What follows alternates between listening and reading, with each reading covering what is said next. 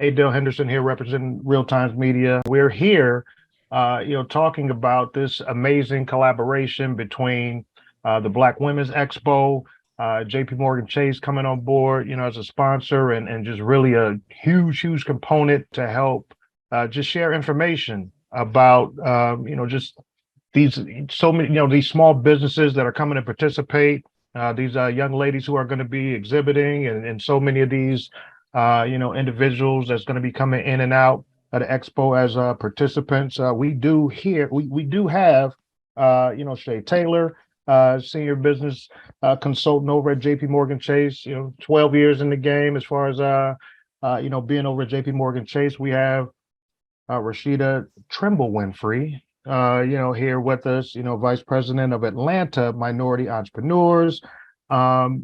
It's great to have both of you, here with us, and definitely want to get into like what are some of the things that not only the participants in the Black Women's Expo can anticipate when they see you all walking around, but even for just the general population that's coming in, just coming to seek information. What are some of the things that they can expect to get from you all? From JPMorgan Chase, what type of experience at the expo? Yeah, I think that, when you engage us at these expos, especially the Black Women's Expo, what people can expect to get from the participants who are the general public coming in, they can expect to have Chase representatives from all lines of business being focused and intentional and chatting with them about their business. They can also expect an opportunity to connect one-on-one with Rashida or myself. We're going to have some QR codes where people can submit their information and get free one-on-one coaching from our Chase senior business consultants. And if they happen to be in another city, we have others in other cities that will gladly be able to help them out. From the booth participants, what they're going to be able to have is one, they're mentees of Chase.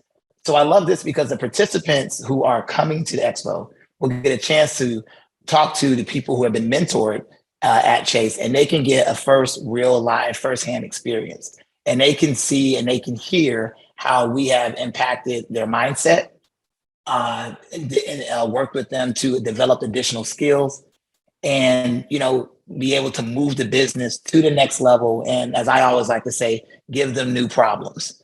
And so that was the thing that I'm very excited about, because that's going to allow a 360 view from the customer standpoint. It's not us talking. It's going to be our mentees talking. And then we're there if people raise their hand. We're there to continue to connect. But also, although we do not sell products or anything of that nature, we also don't want it to be absent-minded of us to invite people to come into the Chase family if they see that it fits them. So I love that 360 experience, because we just don't want to show up and give the warm and fuzzies. We want to invite them so we can be a part of their business banking journey, their banking journey, their financial journey, if they choose so. And if not, hey, that's okay as well. At least we have some technical assistance and they're able to grow their business. Absolutely. And so when I having earlier conversations with our great friend Mary Green over at the Black Women's Expo, who's doing fascinating things, with this brand. When we start having the conversations about, our participation in the expo, and giving us some insight on, some of the other people who are going to be there. When we got to, JPMorgan Chase, one of the coolest things that came out of that was like, hold up a second, they're actually bringing small businesses that they already are working with and mentoring. Talk about that. Talk about how there's tons of small businesses that you're working with, but how did you come about deciding the particular ones that you're going to be bringing over to the expo with you and going to have on display, and sort of be like the model for what can what's possible with so many of these other people who are looking to sharpen their tools when it comes to business. It goes back, to kind of start that conversation, it goes back to the culture. We have a very inclusive One Chase culture. And so the thing that I love about that is the representatives that set up and worked with Mary Green, they were very intentional about saying, hey, how can we really deepen? Do we just want to get a booth and give out our stuff and say, hey, we're here, we're Chase, hear us roar. No, how can we be more intentional? And so the hats have to go off to the leadership in having the imagination and and the thought process to say, hey, who can we invite out? And so when it came down to us, what we particularly looked at were, businesses. There's many different businesses from all different stages, revenue ranges and things of that nature. But we felt in this particular setting, businesses that had consumer product goods were going to be, really play well at this particular event. But we also have other tickets, and we invited other mentees and people as well, so they can, participate in the fellowship and the services, and just overall just have a good kind of community huddle, so to speak. So for us, what we try to do when we are, whether it was a partnership, we try with all of our partnerships is be super intentional and saying, how can the mentee or our customer get the most out of this activation? And so that's a couple of the thought processes that went in place when it came to selecting the booth representatives. And I think that Shea definitely touched on something that I think is extremely important. So in our roles as small business consultants, we work with small businesses, kind of one-on-one coaching, very curated manner, understanding, exactly what the business needs, kind of what their pain points are, what their opportunities for growth are. And we really dig in to those areas, right? But one of the things we also get a lot of focus to is how do we bring the resources of a large multinational firm such as JPMorgan Chase to our mentees. And one of those is through partnerships like BWe Expo. We also give exposures through some of our other partnerships. Right now, we have through Advancing Black Pathways, the Buy Black program, where there are actually small businesses, also consumer goods products, where you can literally enter the portal and find businesses that make amazing holiday gifts. With our partnership with the Atlanta Hawks, in addition to now having the amazing Chase Concert Club as part of the partnership, we also look for ways there to give exposure to some of our small business owners, the mentees that we work with. We find that some of that exposure helps with revenue. We talk a lot about access to capital, but one of the things that, I think we both understand is being able to increase exposure, ultimately leads to increased revenue.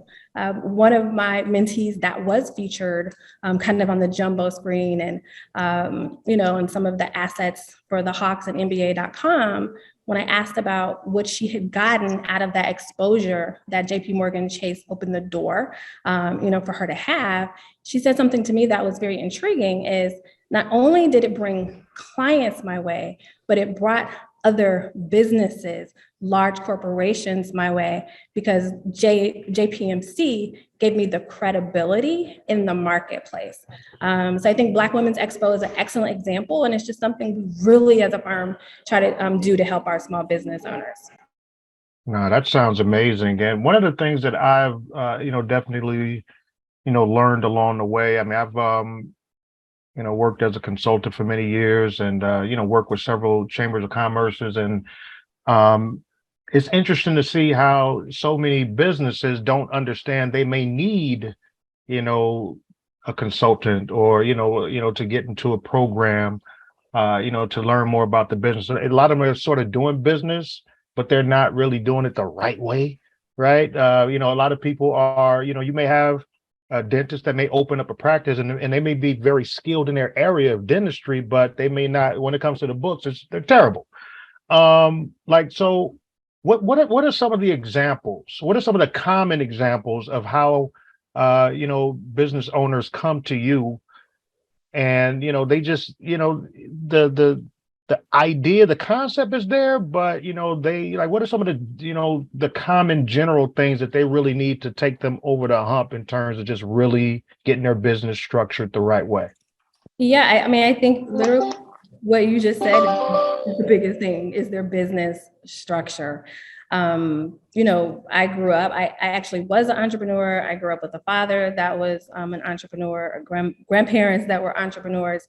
So I've seen it so often that you're really great at your craft. You're really great. And that's where you put a lot of your focus.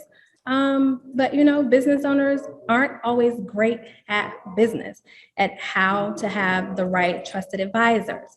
To ensure, and important of those, right, is accountant or CPA, also attorney, a banker, right, before you need a banker. All of those things that are extremely important as your kind of, executive cabinet, right? But what you said, the structure and more than that is just the tracking. It sounds so basic, but I've even heard Shea say this many times, is that a lot of our small business owners, the difference between where they are today and being able to get the support, the funding to grow and scale the way they imagine, really comes down to how are they even keeping track of their revenue and their expenses on a daily basis? Are they choosing the right accountant or CPA, or are they choosing someone that just does tax prep as opposed to tax planning? Like all of those things, from my perspective, are kind of pitfalls that I tend to see. And one that's not in a textbook anywhere that I know I work a lot with small businesses around is this idea of like you can succeed, right? The kind of mental block that comes, especially, in our communities, with either not having that firsthand view of what small business success looks like. A lot of times we don't believe because we haven't seen, and we don't know what we don't know. So in addition to all of those kind of fundamentals, one of the big things that I always consider a roadblock that maybe our business owners could do a bit better and we help them is to really envision like where your business is going and believe deeply that you can be successful in business. Yeah, I mean, Rashida brings up so many good points, and I'll stay right there on the bookkeeping. We have learned a lot as coaches in this journey, just in what we thought business owners needed, and as we grew in skill set, grew in meeting with people, we've kind of everybody has their different lens, but it all comes back to the same place around appropriate trusted advisors. And when you look at the statistics of a lot of our Black-owned businesses, a lot of them, that go a million plus, it's 5 to 10% nationwide, because a lot of them are tacticians at the business, not business people. And I think the thing that we both look at to do with our business owners is, one, get them in the mindset of being a business owner.